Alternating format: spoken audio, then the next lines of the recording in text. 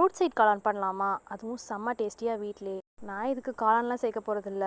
எப்பயும் பண்ணுற மாதிரி கேபேஜ் வச்சு தான் பண்ண போகிறேன், முட்டைகோஸ் வச்சு. இதுக்கு ஒரு சின்ன சைஸ் அளவு 1 கப் வந்து அரிசி மாவு, 1 கப் கார்ன்ஃப்ளவர் சேர்த்துக்கோங்க. கொஞ்சமாக தேவையான அளவு உப்பு சேர்த்துக்கோங்க. இப்போது 1 ஸ்பூன்லேருந்து 1.5 ஸ்பூன் அளவு மிளகாய் தூள், 1/2 ஸ்பூன் அளவு மஞ்சத்தூள், அது கூடவே ஒரு 2 ஸ்பூன் அளவு இஞ்சி பூண்டு பேஸ்ட் சேர்த்துக்கோங்க. இது எல்லாத்தையும் நல்லா மிக்ஸ் பண்ணி வச்சுக்கோங்க. ட்ரையாக மிக்ஸ் பண்ணி வச்சுக்கோங்க, தண்ணி சேர்க்க வேண்டாம். இப்போ முட்டைகோஸை நல்லா அலசி எடுத்துக்கோங்க. அதில் உள்ள தண்ணியே போதும். அதை நல்லா போட்டுட்டு நல்லா தண்ணி தெளித்து விட்டு, லைட்டாக தெளித்து விட்டு ஃபுல்லாக மிக்ஸ் பண்ணி கொஞ்சமாக ஃபார்ம் பண்ணி வச்சுக்கோங்க. இந்த மாதிரி வரும். இது அப்படியே ஒரு 10 மினிட்ஸ் அப்படியே வச்சுருங்க. நீங்கள் கையில் பிடிச்சி பார்த்தீங்கன்னா ஒட்டாமல் இந்த மாதிரி வரணும். அவ்வளோதான். இதை குட்டி குட்டியாக வடை மாதிரியோ இல்லை பக்கோடா மாதிரியோ எண்ணெயில் போட்டு தனியாக பொரிச்சு எடுத்து வச்சுக்கலாம். இது அப்படியும் சாப்பிட்லாம், செம்ம டேஸ்ட்டாக இருக்கும்.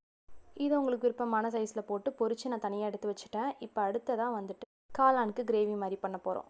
அதுக்கு நான் ஒரு பெரிய 3 சைஸ் வெங்காயம் வந்துட்டு குட்டி குட்டியாக பொடிசாக நறுக்கி எடுத்து வச்சுருக்கேன். இப்போ ஒரு பாத்திரத்தில் எண்ணெய் சேர்த்துட்டு இந்த வெங்காயம் நல்லா கண்ணாடி மாதிரி வந்ததுக்கப்புறம் கருவேப்பிலை கொஞ்சமாக சேர்த்துக்கோங்க. இதுக்கு மசாலா வந்துட்டு தேவைக்கேற்ப உப்பு, மிளகாய்த்தூள், மஞ்சத்தூள், கொஞ்சோண்டு கரம் மசாலா இருந்தால் சேர்த்துக்கோங்க. நான் லைட்டாக சிக்கன் பவுடரை சேர்த்துருக்கேன், சிக்கன் மசாலா பவுடர். இப்போது சோயா சாஸ் இதில் ஊற்றிக்கோங்க. இது எக்ஸாக்டாக நம்ம மெஷர் பண்ண கப்பில் ஒரு 1/2 கப் இருக்கும். நல்லா மிக்ஸ் பண்ணிவிட்டு சைட்லேயே கார்ன்ஃப்ளவரில் வந்துட்டு 1 ஸ்பூன் அளவு கார்ன்ஃப்ளவரில் தண்ணி கலந்து கொஞ்சோண்டு எடுத்து வச்சுக்கோங்க. இப்போது நம்ம பொரிச்சு வச்சுருக்க இந்த பக்கோடாலாம் சின்ன சின்னதாக வந்துட்டு பிச்சு போட்டுக்கோங்க.